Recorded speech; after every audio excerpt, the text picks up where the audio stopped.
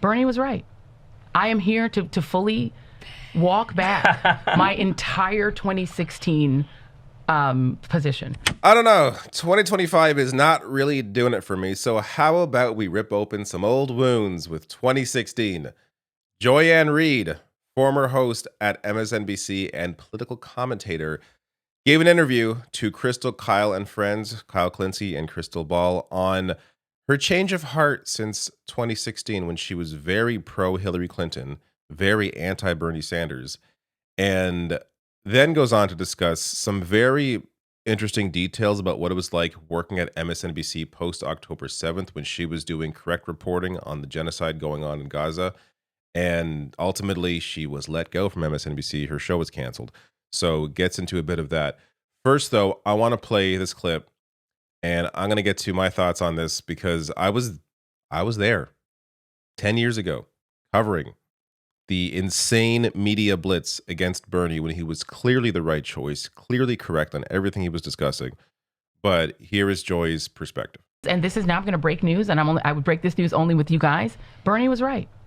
I am here to fully walk back my entire 2016 position, because one of the things you live and learn, I'm an OG, you live and learn. Yeah. You realize at some of the fights that you fought were just the wrong fucking fight. And, I have to admit, Bernie Sanders' critique of American capitalism is spot on. Now, I think that he lacks like a racial critique involved in it, but I'm not Bernie Sanders. I can't really get in his head as to why he doesn't have that. He hasn't lived that experience. But his critique of our system and our capitalist system is 100% spot on. It just is. I know. You knew. Not just now, you knew back then. I was watching this interview, and when she said that, a part of me was happy.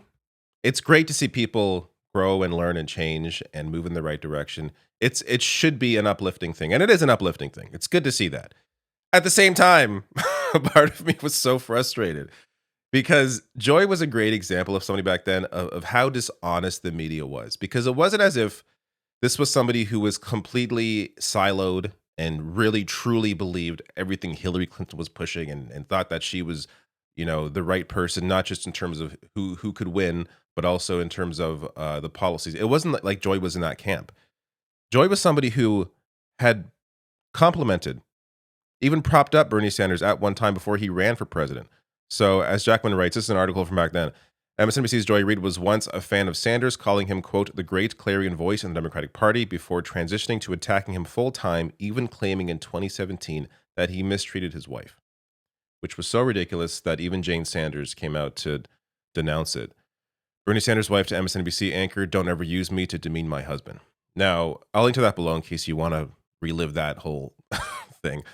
But this was a great example of why Joy in particular, in terms of the mainstream press, was somebody who got into these fights because we all knew that she knew better.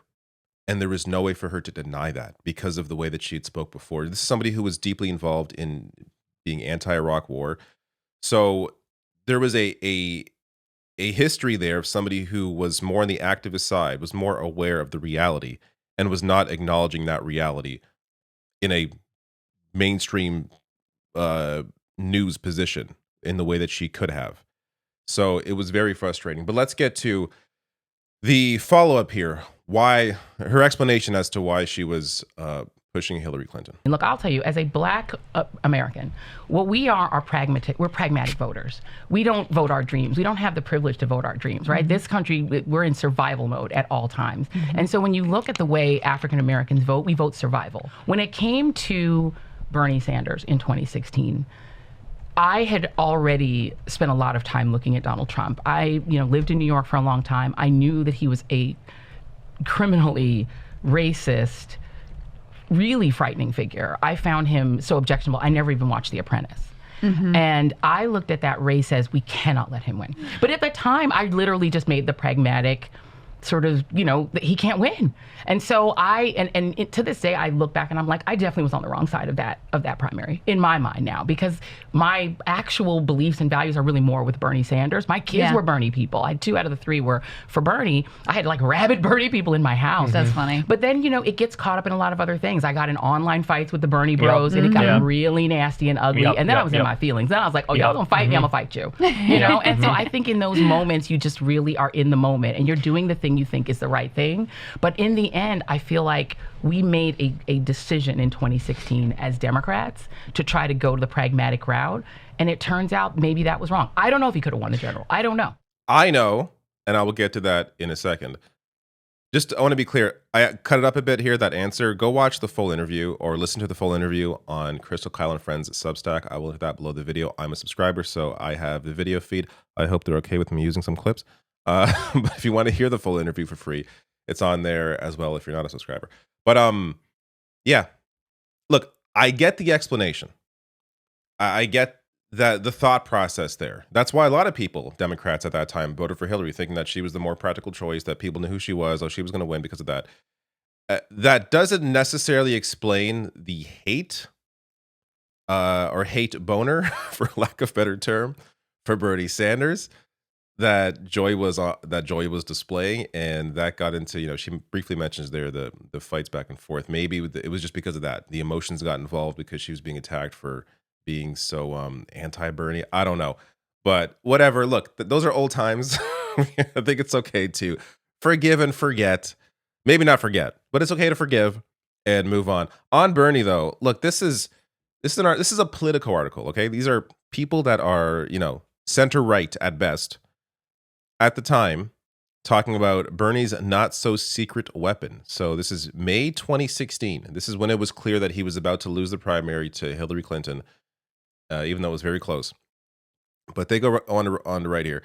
The data remains unequivocal. The latest averages from HuffPost pollster give Clinton a just less than 2-point advantage over Trump, while Sanders, who is virtually certain to finish well behind Clinton in pledged delegates, leads Trump by 10 points. An NBC News Wall Street Journal poll released on Sunday showed Clinton leading Trump by 3 points, 46% to 43%. Sanders, on the other hand, had a commanding 15-point advantage. So Clinton, 3 points. Sanders, 15 points. Fox News poll. Clinton trailing Trump by 3 points. Sanders ahead by 4 points. CBS News, New York Times poll. Clinton leading Trump by 6 points. Sanders leading Trump by 13 points. Now, the argument that people go to is, well, then why didn't he win the primary? If he's clearly so popular, why couldn't he beat Hillary Clinton? Clearly that means he couldn't have won the election. It's because most people don't vote in primaries. People vote in general elections. Bernie Sanders wins independents by far, or people who just generally don't pay close attention, but they like what Bernie is talking about because it speaks to their lived experience. That is why he would have won the election against Donald Trump. And Politico also touches on that. Sanders isn't beating Trump because he's winning more Democrats. Polls show he's winning over more independents and even a few Republicans. This was Bernie's strength. This is why winning a primary was always going to be tough for him, because he's an independent. Like, he's not even a Democratic politician. He's an independent politician running as a Democrat in a primary. The stakes were always against him because the entire party apparatus was against him. That said, he would have won the election. He absolutely would have won the election. But getting past the primary was always going to be the problem. This gets to the final discussion here, which is Joy talking about her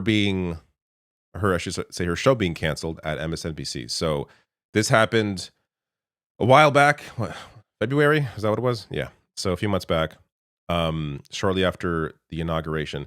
And Joy gets into what it was like post October 7th, when she was one of the few people who were actually covering the genocide properly. When you were at MSNBC, did you feel pressure over your, 100%. because you were maybe you and Eamon were, among the most Me, socials. Eamon, By the Yeah. way, let me Yeah. I just want to give you a lot of credit, because the fact that you were willing to speak up like that on MSNBC on the most important issue is not something a lot of people have the courage to do. And so the fact that you were willing to stand there, say it, knowing it may cost you your job. Yeah, because we said, let me do one more thing Yeah. to give you your due. We see independent creators who don't have anything to say about it. That's it. Because True. they find it uncomfortable. That's it. You had a whole corporate structure over you that you knew was not excited about what you had to say, and you still did it.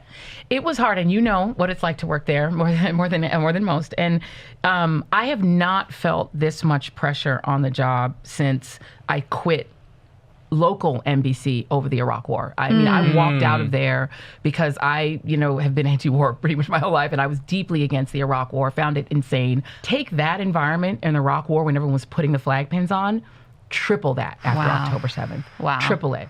It was, and the reason that I did speak out, even though I had lots of family members and my godmother and everybody saying, please stop talking about this, you're going to get fired. Please be careful. I mean, I had HR complaints. I had people complaining that I was liking a social media post. That, not even reposting it, but just liking a post, I would get dragged back into. The reason I still did it is because I am not Palestinian. I am not Muslim. And even though as a black woman in America, I don't enjoy a whole hell of a lot of privilege. Privilege ain't really what I got, but in this case, I do. I love that. Joy deserves so much credit for being one of the few voices who were on cable news earlier on, willing to discuss what was going on in a real, legitimate way, in a way that others simply were not. And she does go on to mention that it's a longer answer, but she goes on to mention how she could say things on air that would get Mehdi Hassan in trouble, or Eamon in trouble, or Ali Velshi in trouble, because she was not of that identifiable group. She wasn't a Muslim. She wasn't Palestinian. Eamon, I think she mentions, is half Egyptian, half Palestinian. So she was able to get away with things that they simply could not. And she felt, because she was privileged in that particular area on that topic, that she felt a responsibility to speak up on it. And I think that's amazing. Good honor for doing that. And she deserves a lot of credit for sticking to that despite getting her show canceled and being pushed off the air, and then going on to mention how she believed that this issue of the genocide and her discussions on it were at least one of the reasons why her show was canceled. So, look, people grow, they changed, they deserve credit. As it's so weird to go back. I mean, please do not go back and watch my old videos because they're terrible. It's also weird to hear my voice because it sounds very different 9 years ago compared to now. But just to see what was being said back then and the complete transformation, it's great. Even though part of me was a little frustrated because I felt like Joy knew better at the time, it's good to see this move and to see somebody who is coming out the other side of cable news with a much clearer voice and purpose in this desire to really speak up and tackle these issues in a real way that doesn't censor anything.